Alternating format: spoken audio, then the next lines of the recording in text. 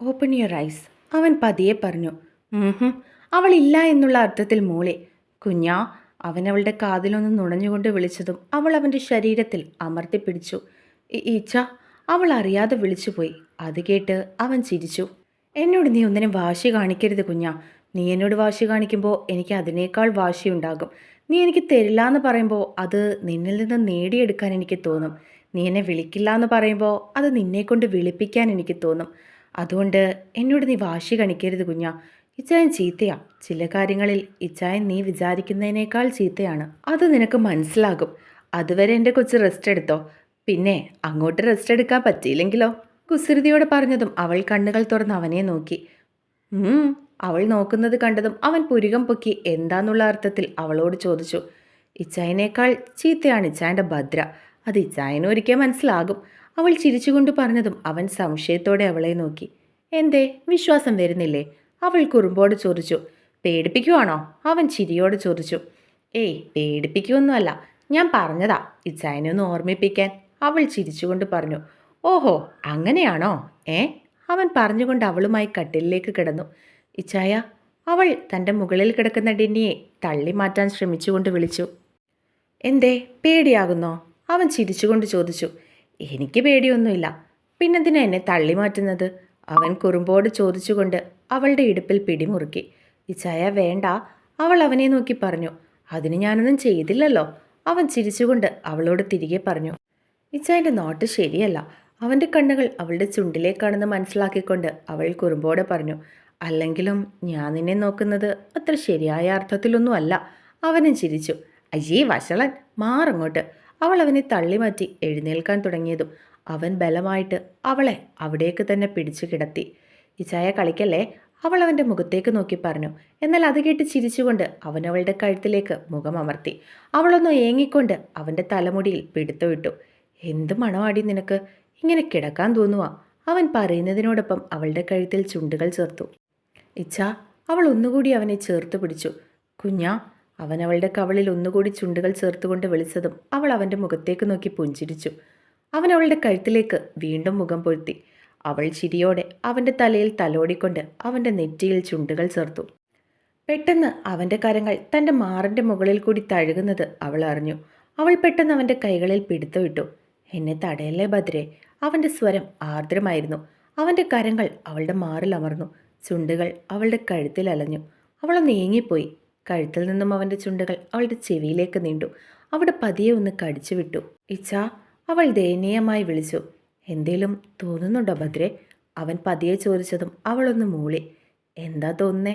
അവൻ്റെ കണ്ണുകളിൽ കുസൃതി നിറഞ്ഞു. ഒന്ന് പോയി ചായ. അവൾ രണ്ട് കൈകളും അവളുടെ മുഖത്ത് പൊത്തിപ്പിടിച്ചു. അവൻ ബലമായിട്ട് അവളുടെ കരങ്ങളെ മാറ്റി. അവളുടെ മുഖം നാണം കൊണ്ട് ചുവന്നു തുടുത്തു. കണ്ണുകൾ അവനെ നോക്കാതെ മാറ്റി. എൻ്റെ പെണ്ണിനെന്താ, നാണം വരുന്നോ? അവളില്ലെന്ന് പറഞ്ഞു. പക്ഷെ മുഖം കണ്ടിട്ട് തോന്നുന്നില്ലല്ലോ. സ്ട്രോബെറി പോലെ ഇതങ്ങ് ചുവന്ന് തുടുത്തല്ലോ. അവൻ വീണ്ടും അവളെ കളിയാക്കി. അയ്യേ, ക്ലീശെ, അവൾ തിരികെ പറഞ്ഞു. പ്രണയം എപ്പോഴും ക്ലീശയാണ് മോളെ. അവൻ ചിരിച്ചു. ഡെന്നി എബ്രഹാം ഡാനിയൽ ഇങ്ങനെയൊക്കെ ക്ലീശയാകുമോ? ബിൽഡപ്പ് ഒന്നും ഇങ്ങനെയല്ലല്ലോ. അവൾ തിരികെ അവനെ കളിയാക്കി. അത് കേട്ടതും അവൻ നെറ്റി ചുളിച്ചു. ശേഷം അവളിൽ നിന്നും എഴുന്നേറ്റ് കട്ടിലേക്കിരുന്നു. അവൾ സംശയത്തോടെ അവനെ നോക്കി. അവൻ പെട്ടെന്ന് അവളുടെ കയ്യിൽ പിടിച്ച് എഴുന്നേൽപ്പിച്ചു. ഇച്ചാ, അവൾ വിളിച്ചതും അവൻ അതൊന്നും കേൾക്കാൻ നിൽക്കാതെ അവളെ പൊക്കിയെടുത്ത് അവൻ്റെ മടിയിലേക്കിരുത്തി. ഇരു കാലുകളും അവൻ്റെ ഇരു സൈഡിലേക്ക് ഇടിയിപ്പിച്ചുകൊണ്ട് അവൻ അവളെ തൻ്റെ മടിയിലേക്ക് ഒന്നുകൂടി ഇരുത്തി. ഇച്ചാ, അവൾ വിളിച്ചതും അവൻ അവളുടെ ചുണ്ടിലേക്ക് ചേക്കേറിയതും ഒന്നിച്ചായിരുന്നു. അവളുടെ കരങ്ങൾ അവൻ്റെ പുറത്ത് അമർന്നു. അവൻ്റെ കൈകൾ അവളുടെ ഇടുപ്പിലും. വന്യമായി അവൻ്റെ ചുംബനത്തെ താങ്ങാൻ അവൾക്ക് പറ്റുന്നുണ്ടായിരുന്നില്ല. ചുണ്ടുകളും നാവുകളും അവളിൽ അലഞ്ഞു നടക്കുമ്പോൾ അവൾക്ക് ശ്വാസം പോലും എടുക്കാൻ അവൻ സമയം കൊടുത്തിരുന്നില്ല. ഉമിനീര് പോലും ഒന്നായി മാറിയ നിമിഷമായിരുന്നു അത്. ഒടുവിൽ അവൻ ചുംബനം അവസാനിപ്പിച്ചപ്പോൾ അവൾ അവൻ്റെ നെഞ്ചിലേക്ക് ചാഞ്ഞുപോയിരുന്നു. ഭദ്രേ, അവൻ ആർദ്രമായി വിളിച്ചു. അവളൊന്ന് മൂളി. ഇപ്പം പറ, ഞാൻ ക്ലീശയാണോ? അവൻ ചിരിയോടെ തൻ്റെ നെഞ്ചിൽ ചാഞ്ഞിരിക്കുന്നവളുടെ താടിത്തുമ്പിൽ പിടിച്ച് ഉയർത്തിക്കൊണ്ട് ചോദിച്ചു. ഇറ്റ്സ് ഹൊറിബിൾ ഇച്ച. മനുഷ്യനെ ശ്വാസം മുട്ടിച്ചു കൊല്ലുമോ? നാളെ പത്രത്തിൽ വരുവേ, ഭർത്താവ് ഭാര്യയെ ലിപ് കിസ് ചെയ്ത് ശ്വാസം മുട്ടിച്ചു കൊന്നെന്ന് അവൾ കുറുമ്പോടെ പറഞ്ഞു. അത് കേട്ടതും അവനതിന് മറുപടി ഒന്നും പറയാതെ അവളുടെ കീഴ്ചുണ്ടിലൊന്ന് നുണഞ്ഞു വിട്ടു. ഇച്ച, ദേ അടങ്ങണേ, അവൾ അവനെ നോക്കി പറഞ്ഞു. ഉം. അവനില്ലെന്ന് പറഞ്ഞുകൊണ്ട് അവളുടെ കഴുത്തിൽ ചുംബിച്ചു. പിന്നെ അവളെ കട്ടിലിലേക്ക് കിടത്തിക്കൊണ്ട് അവളുടെ മാറിലേക്ക് തല വെച്ചു. ഇച്ച പിന്നെ എൻ്റെ അച്ഛനെ ഒന്ന് വിളിക്കണേ, അച്ഛനും അമ്മയോടും ഒന്ന് സംസാരിക്കണേ. അവൾ പറഞ്ഞതും അവനൊന്ന് മൂളി. ഇച്ചായ, ഞാൻ പറഞ്ഞത് വല്ലതും കേട്ടോ? അവൾ വീണ്ടും ചോദിച്ചു. എൻ്റെ പെണ്ണെ കേട്ട്, വിളിക്കാം, അവൻ പറഞ്ഞുകൊണ്ട് കണ്ണുകൾ അടച്ചു. അവൻ ഉറങ്ങുന്നത് വരെ അവൾ അവൻ്റെ തലയിൽ തലോടി കൊടുത്തു. അവൻ മയങ്ങിയതും പതിയെ അവളും കണ്ണുകൾ അടച്ചിരുന്നു. മുറിയിലേക്ക് വന്ന നേഹയുടെ കണ്ണുകൾ നിറഞ്ഞൊഴുകി. അവൾ കട്ടിലിലേക്ക് വന്നിരുന്നു. താൻ അവനെ സ്നേഹിച്ചിരുന്നോ? അറിയില്ല. അവനെ സ്നേഹിച്ചില്ല എങ്കിൽ പിന്നെന്തിനാ അവൻ മറ്റൊരു പെൺകുട്ടിയെ സ്നേഹിക്കുന്നുണ്ടെന്നറിഞ്ഞപ്പോൾ തൻ്റെ നെഞ്ചിങ്ങനെ വിങ്ങുന്നത്, മനസ്സിങ്ങനെ വേദനിക്കുന്നത്? അതും അറിയില്ല. അല്ലെങ്കിൽ തന്നെ തനിക്കവനെ സ്നേഹിക്കാൻ എന്ത് യോഗ്യതയാണുള്ളത്? ഒരു യോഗ്യതയില്ല. പരിശുദ്ധമായൊരു ശരീരം പോലും ഇല്ലാത്ത ഞാൻ അവനെ ആഗ്രഹിച്ചത് തന്നെ തെറ്റാണ്. അതിനുള്ള ഒരു യോഗ്യതയും എനിക്കില്ല. വേണ്ടായിരുന്നു, ഒന്നും വേണ്ടായിരുന്നു. താൻ മാത്രമല്ലേ അവനെ സ്നേഹിച്ചത്? അവൻ തന്നെ എപ്പോഴും ഒരു ബെസ്റ്റ് ഫ്രണ്ടായിട്ട് മാത്രമേ കണ്ടിരുന്നു കാണുള്ളൂ. അത് ഞാൻ മനസ്സിലാക്കേണ്ടതായിരുന്നു. അമേരിക്കയിൽ ജനിച്ചു വളർന്ന അവന് തന്നെ പോലൊരു പെൺകുട്ടിയല്ല യോജിച്ചതെന്ന് താൻ കരുതേണ്ടതായിരുന്നു. അവൾ ഓരോന്നും മനസ്സിൽ ചിന്തിച്ചു കൊണ്ടിരുന്നു. അതിനനുസരിച്ച് അവളുടെ കണ്ണുകളും നിറഞ്ഞൊഴുകി. ജോച്ച, അവൻ്റെ നെഞ്ചിൽ കിടക്കുകയായിരുന്ന അവൾ അവനെ തോണ്ടി വിളിച്ചു. എന്താ? അവൻ മയക്കത്തിൽ കുറച്ച് കടുപ്പിച്ച് ചോദിച്ചു. ഒന്നുമില്ല. അവൻ്റെ സ്വരം കടുത്തതും അവൾ പിണക്കത്തോടെ തിരിഞ്ഞു കിടന്നു. അവൻ അവളുടെ ഇടുപ്പിൽ കൂടി കൈച്ചുറ്റി അവളുടെ വയറ്റിൽ പിടിച്ച് അവൻ്റെ അടുത്തേക്ക് അടുപ്പിച്ചു. പിന്നെ പുറകിൽ കൂടി തന്നെ അവളുടെ കഴുത്തിലേക്ക് മുഖം അമർത്തി വെച്ചു. വിട്, പോയി കിടന്നുറങ്ങിക്കോ, എന്നേക്കാ വലുതല്ലേ ഉറക്കം. അവൾ പിണക്കത്തോടെ അവനെ തള്ളി മാറ്റാൻ ശ്രമിച്ചുകൊണ്ട് പറഞ്ഞു. ആര് പറഞ്ഞു? എനിക്കെൻ്റെ ഡോണക്കുട്ടി കഴിഞ്ഞിട്ടേ ഉള്ളൂ. വിശപ്പവും ഉറക്കും ഒക്കെ. പറയ്, എന്താ നീ ചോദിക്കാൻ വന്നത്? അവൻ അവളുടെ മുടികൾ മാടി ഒതുക്കിക്കൊണ്ട് അവളുടെ കവളിൽ ഒന്ന് ചുണ്ടുകൾ ചേർത്തുകൊണ്ട് ചോദിച്ചു. അത് പിന്നെ ദേവിച്ചായനെ നേഹച്ചേച്ചിയും എങ്ങനെയാ ഒന്ന് ഒന്നിപ്പിക്കുന്നത്? നേഹച്ചേച്ചിയുടെ മനസ്സിൽ വിനുചാച്ചനാണോയെന്ന് എനിക്കൊരു ഡൗട്ടുണ്ട്. പക്ഷേ വിനുചാച്ചനേക്കാൾ എനിക്കിഷ്ടം നേഹച്ചേച്ചി എൻ്റെ ഡേവിച്ചാച്ചനെ കല്യാണം കഴിക്കുന്നതാ. അവൾ അവളുടെ മനസ്സിലുള്ള കാര്യം ജോയോട് പറഞ്ഞു. അതെന്താടി, വിനുവിനെന്താ ഒരു കുറവ്? അവന് നിൻ്റെ ചാച്ചനല്ലേ? അവൻ സംശയത്തോടെ ചോദിച്ചു. അതെ, വിനുചാച്ചൻ എൻ്റെ ചാച്ചൻ തന്നെയാ. പക്ഷെ വിനുചാച്ചനാണ് ചേച്ചിയെ വിവാഹം കഴിക്കുന്നതെങ്കിൽ ചേച്ചി ചാച്ചനോടൊപ്പം അമേരിക്കയിലേക്ക് പോയില്ലേ? എനിക്ക് ചേച്ചി ഇവിടെ ഈ വീട്ടിൽ നിൽക്കുന്നതാണ് ഇഷ്ടം. ശ്രീ ചേച്ചിയും നേഹ ചേച്ചിയും എൻ്റെ സ്വന്തം നാത്തൂമാരാകുന്നതാണ് എനിക്കിഷ്ടം. എങ്ങനെയെങ്കിലും നേഹ ചേച്ചിയും ചാച്ചനെയും തമ്മിൽ ഒന്നിപ്പിക്കണം. എൻ്റെ ചാച്ചൻ ചേച്ചി ഒരുപാട് സ്നേഹിക്കുന്നുണ്ട്. എൻ്റെ ചാച്ചൻ വിഷമിക്കുന്നത് എനിക്ക് സഹിക്കില്ല. അത് പറയുമ്പോൾ അവളുടെ കണ്ണുകൾ നിറഞ്ഞു വന്നു. അയ്യേ, നീ എന്തിനാ പെണ്ണെ ഇങ്ങനെ തൊട്ടതിനും പിടിച്ചതിനൊക്കെ കരയാൻ നിൽക്കുന്നത്? നീ ആ കാര്യം ഓർത്ത് വിഷമിക്കേണ്ട ഒരു കാര്യമില്ല. നേഹയുടെ മനസ്സിൽ അങ്ങനെയൊക്കെ ഉണ്ടെങ്കിലും വിനുവിൻ്റെ മനസ്സിൽ അങ്ങനെ ഒരു ഇഷ്ടം അവളോടില്ല. അതുകൊണ്ട് നീ അവൾ അമേരിക്കയിൽ പോകുമെന്ന് പേടിക്കുകയും വേണ്ട. അവൻ അവളുടെ കണ്ണുകൾ തുടച്ചു കൊടുത്തുകൊണ്ട് പറഞ്ഞതും അവൾ സംശയത്തോടെ അവൻ്റെ മുഖത്തേക്ക് നോക്കി. അവൻ വിനു അവരോട് പറഞ്ഞതായിട്ടുള്ള കാര്യങ്ങളെല്ലാം അവളോടും പറഞ്ഞു. സത്യമാണോ ജോച്ചൻ പറയുന്നത്? അവൾ സംശയം വിട്ടുമാറാതെ അവൻ്റെ മുഖത്തേക്ക് നോക്കി ചോദിച്ചു. നീയാണ് സത്യം. അവൾ നിന്റെ ഡേവിച്ചായനുള്ളതാ. അവൻ ചിരിച്ചുകൊണ്ട് അവളോട് പറഞ്ഞതും അവൾ ചിരിയോടെ അവളെ ചേർത്ത് പിടിച്ചു. പിറ്റേന്ന് രാവിലെ കോളേജിലേക്ക് പോകാൻ റെഡിയാവുകയാണ് നേഹയും ശ്രീയും. നേഹയ്ക്ക് കോളേജിലേക്ക് പോകാൻ ഒട്ടും താല്പര്യം ഉണ്ടായിരുന്നില്ല. അവൾക്കെന്തോ വല്ലാത്ത ഭയം മനസ്സിലുണ്ടായിരുന്നു. ശ്രീ കണ്ണാടിയിൽ നോക്കി മുടി കെട്ടിക്കൊണ്ട് നിൽക്കുകയായിരുന്നു. പെട്ടെന്നാണ് ഡെന്നി അവളുടെ വയറ്റിൽ കൂടി കൈ ചുറ്റിക്കൊണ്ട് അവളുടെ കഴുത്തിൽ ചുണ്ടുകൾ അമർത്തിയത്. അവൾ ഇക്കിളി കൊണ്ട് ഒന്ന് തല വെട്ടിച്ചു. ഇച്ചാ, അവൾ കുറുമ്പോടെ വിളിച്ചു. അവനൊന്നും മൂളി. രാവിലെ റൊമാൻസിക്കാൻ നിൽക്കാതെ അങ്ങോട്ട് മാറിക്കേ ചായ. അവൾ അവനെ തള്ളി മാറ്റാൻ ശ്രമിച്ചുകൊണ്ട് പറഞ്ഞു. നീ ഇങ്ങനെ അൺറൊമാൻറ്റിക് ആകാതെ ഭദ്രേ, ഞാനൊന്ന് സ്നേഹിക്കട്ടെ നിന്നെ. അവൻ അവളുടെ കഴുത്തിലേക്ക് മുഖം പൊഴ്ത്തിക്കൊണ്ട് പറഞ്ഞു. എൻ്റെ ചായ, ഞാൻ കോളേജിലേക്ക് പോകാൻ പോകുക. മോൻ രാവിലെ അങ്ങോട്ട് മാറി നിന്നേ. അവൾ വീണ്ടും പറഞ്ഞതും അവൻ അവളുടെ കഴുത്തിലൊന്ന് അമർത്തി ചുംബിച്ചുകൊണ്ട് മാറി. ഇച്ചായ, ഞങ്ങളെ കോളേജിലേക്കൊന്ന് കൊണ്ടാക്കാവോ? അവൾ സംശയത്തോടെ അവനോട് ചോദിച്ചു. എനിക്ക് അത്യാവശ്യമായിട്ടൊരു മീറ്റിംഗ് ഉണ്ട്. ഞാൻ ഡേവിയോട് പറയാം, അവൻ നിങ്ങളെ കോളേജിലേക്ക് ഇറക്കിക്കോളും. അവൻ അവളെ നോക്കി പറഞ്ഞതും അവൾ തലയാട്ടി. അവൾ റെഡിയായി താഴേക്ക് ഇറങ്ങി ചെന്നു. അവൾ താഴേക്ക് ഇറങ്ങിയതും നേഹ റൂമിൽ നിന്ന് ഇറങ്ങി വന്നിട്ടില്ലായിരുന്നു. അത് കണ്ടതും അവൾ നേഹയുടെ മുറിയുടെ വാതിലിൽ മുട്ടി. അപ്പോഴേക്കും നേഹ വന്ന് വാതിൽ തുറന്നു. അവൾ ഡ്രസ്സ് ചേഞ്ച് ചെയ്തിട്ടുണ്ടായിരുന്നു, എന്നാൽ റെഡി ആയിട്ടില്ലായിരുന്നു. എന്താടാ മുഖത്തൊരു വല്ലായ്മ പോലെ? പനിയാണോ? അവൾ നേഹയുടെ നെറ്റിയിലും മറ്റും കൈകൾ വെച്ചുകൊണ്ട് ചോദിച്ചു. ശ്രീ, ഞാൻ കോളേജിലേക്ക് വരണോ? അത് പറയുമ്പോൾ അവളുടെ കണ്ണുകൾ നിറഞ്ഞിരുന്നു. എടാ, എത്ര നാൾ നീ എല്ലാവരെയും ഫേസ് ചെയ്യാതിരിക്കും? എന്നായാലും നീ ഇവരെയൊക്കെ ഫേസ് ചെയ്യേണ്ടതല്ലേ? ഇങ്ങനെയൊക്കെ ജീവിതത്തിൽ സംഭവിച്ചെന്ന് കരുതി നമുക്ക് പഠനം മുടക്കാൻ പറ്റുമോ?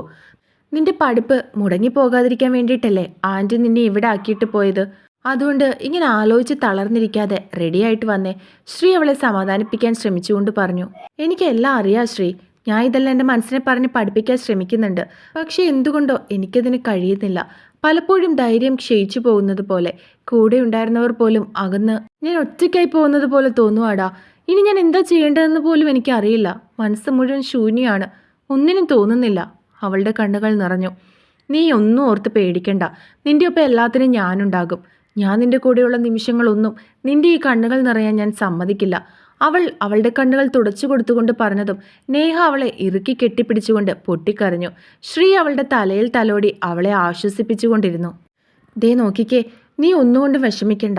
എല്ലാത്തിനും ഞാൻ കൂടെയുണ്ട്. അതുകൊണ്ട് പോയി സുന്ദരിയായിട്ട് ഇറങ്ങി വാ. അവൾ നേഹയുടെ തലയിൽ തലോടി പറഞ്ഞതും അവൾ തലയാട്ടി. എന്നാൽ നേഹയുടെ മനസ്സിൽ കോളേജിലെ കുട്ടികളെ ഫേസ് ചെയ്യുന്നതിൻ്റെ വിഷമം മാത്രമല്ലായിരുന്നു. തലേന്ന് വിനു പറഞ്ഞ കാര്യങ്ങളും അവളുടെ മനസ്സിനെ വേട്ടയാടിക്കൊണ്ടേയിരുന്നു. ശ്രീയുടെ നിർബന്ധപ്രകാരം അവൾ ഒരുങ്ങി റെഡിയായിട്ട് ഇറങ്ങി വന്നു. അവർ ഇരുവരും ഹാളിലേക്ക് ചെന്നപ്പോഴേക്കും ഡെന്നിയും ഡേവിയും വിനുവും ഡോണയും ജോയും ഒക്കെ കഴിക്കാൻ അവിടെ ഇരിപ്പുണ്ടായിരുന്നു. നേഹയും ശ്രീയും വരുന്നത് കണ്ടതും ഡേവിയുടെ കണ്ണുകൾ നേഹയിലേക്ക് നീണ്ടു. അവൾ ഒരു വൈറ്റ് കളർ ചുരിദാറായിരുന്നു വേഷം. മുടി വെറുതെ അഴിച്ചിട്ടിരിക്കുകയാണ്. കാതിൽ ചെറിയൊരു കമ്മലും മാലയും, കയ്യിൽ ഒരു വാച്ചും. കണ്ണുകൾ ചെറുതായിട്ട് എഴുതിയിട്ടുണ്ട്. ഒരു കുഞ്ഞു വെള്ളക്കല്ലിൻ്റെ പൊട്ടും വേറെ ഒരു ചമയങ്ങളും അവളുടെ മുഖത്തില്ലായിരുന്നു. അവൾ വന്ന് ഡേവിയുടെ അടുത്തായിട്ടാണ് ഇരുന്നത്. അവൾ അവൻ്റെ അടുത്തേക്ക് വന്നിരുന്നതും അവൻ്റെ നെഞ്ച് ശക്തിയായിട്ട് ഇടിക്കാൻ തുടങ്ങി. അവൻ അവളുടെ മുഖത്തേക്ക് തന്നെ നോക്കി. എന്നാൽ അവളുടെ കണ്ണുകൾ വിനുവിലായിരുന്നു. അത് കണ്ടതും അവൻ്റെ നെഞ്ചൊന്ന് വിങ്ങി. അവളുടെ കണ്ണുകൾ നിറയുന്നതും മറ്റാരും കണ്ടിരുന്നില്ലെങ്കിലും ഡേവി അവളെ കണ്ടിരുന്നു.